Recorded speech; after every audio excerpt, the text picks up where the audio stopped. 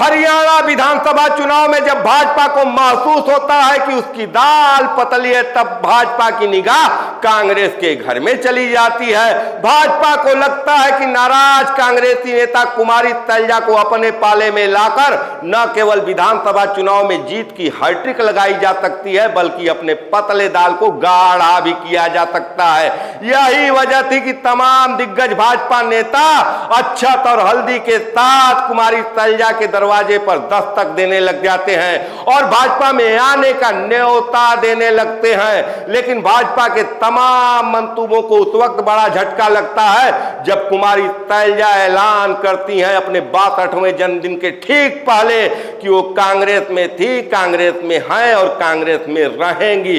और तो और कुमारी तैलजा ने यह भी ऐलान किया कि वो चुनाव प्रचार में भाग भी लेंगी।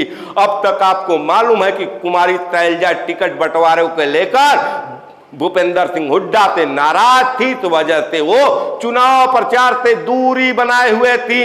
लेकिन राहुल गांधी की हरियाणा के विधानसभा चुनाव में एंट्री होते ही भाजपा के लिए सारे रास्ते बंद हो गए। राहुल गांधी ने न केवल कुमारी तैलजा को मना लिया है, बल्कि कुमारी तैलजा राहुल गांधी के साथ मंच पर चुनाव प्रचार के लिए भी तैयार हो गई हैं। तो यही वजह है कि अब भारतीय जनता पार्टी को लगने लगा है कि हरियाणा में उसकी पतली दाल अब गाढ़ी नहीं होने वाली है।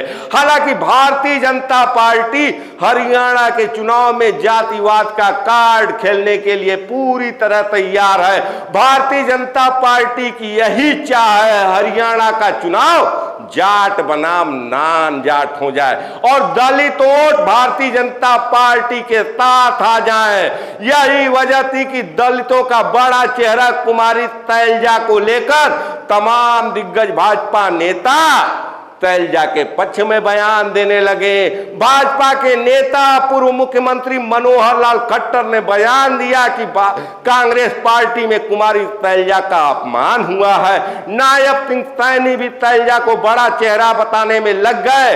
बावजूद इसके कुमारी तैलजा डिगी नहीं कि ये राजनीति है, राजनीति में चुनाव के समय ऐसे बयान आते जाते रहे हैं। लेकिन कुमारी तैलजा का 100 भी कांग्रेस के तिरंगे में लपेटा जाएगा। और कुमारी तैलजा के इस बयान के साथ ही कुमारी तैलजा अब कांग्रेस पार्टी के राष्ट्रीय अध्यक्ष मल्लिकार्जुन खड़गे से भी मुलाकात कर चुकी हैं।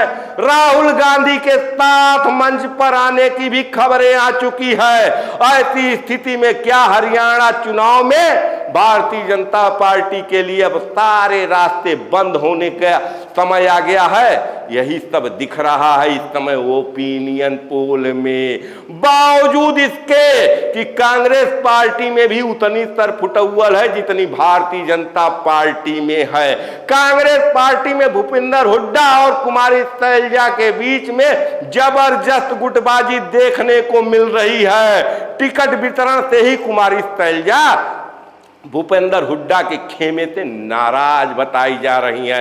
कहा यह जा रहा था कि 90 सीटों में भूपेंद्र हुड्डा के 72 आदमियों को टिकट मिला है। वही टिकट वितरण में कुमारी तैलजा के लोगों की अनदेखी हुई है। लेकिन कुमारी तैलजा का स्पष्ट कहना है कि हमारे लोगों के टिकट के में ही नहीं अनदेखी हुई है, बल्कि पूरे कार्यकर्ता लेवल पर अनदेखी हुई है। बावजूद इसके मैं राहुल गांधी के साथ हूं, मैं कांग्रेस पार्टी के साथ हूं। तो कुमारी तैलजा की एंट्री के साथ ही हरियाणा चुनाव, जो कि अब 10 दिन बाद होने वाले हैं, 5 अक्टूबर को वोट डाले जाने वाले हैं, अब पलटता हुआ दिख रहा है। जहां कांटे की टक्कर चल रही थी अब तक भाजपा और कांग्रेस में, अब कहीं न कहीं जब कुमारी तैलजा कांग्रेस के पक्ष में मंच पर खड़ी होंगी, भाषण देंगी, तो ये चुनाव बदलेगा। कहीं न कहीं भारतीय जनता पार्टी के सरकार के खिलाफ जो लहर है उसको भुनाने का काम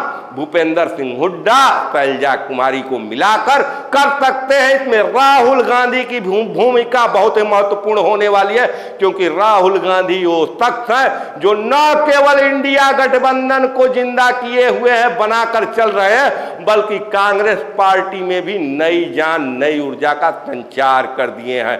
ऐसी स्थिति में जब कुमारी शैलजा ने भारतीय जनता पार्टी के तमाम हथकंडों को फेल करते हुए कांग्रेस में रहने का, कांग्रेस के पक्ष में प्रचार करने का फैसला कर चुकी हैं, ऐलान कर चुकी हैं, मंच आने का समय तैयार हो चुका है, मंच भी तैयार है। राहुल गांधी के साथ कुमारी शैलजा मंच पर बैठेंगे भी तो क्या हरियाणा चुनाव में भारतीय जनता पार्टी सत्ता की हैट्रिक लगाने में कामयाब होगी, या एक बार फिर कांग्रेस पार्टी भारतीय जनता पार्टी से हरियाणा की सरकार छीनने में सफल होगी? इन सब बारे में आपका क्या राय है, विचार है, कमेंट कर जरूर बताएं। देखते रहिए खबरों के खिलाड़ी। मैं आपका पंकज कुमार, धन्यवाद।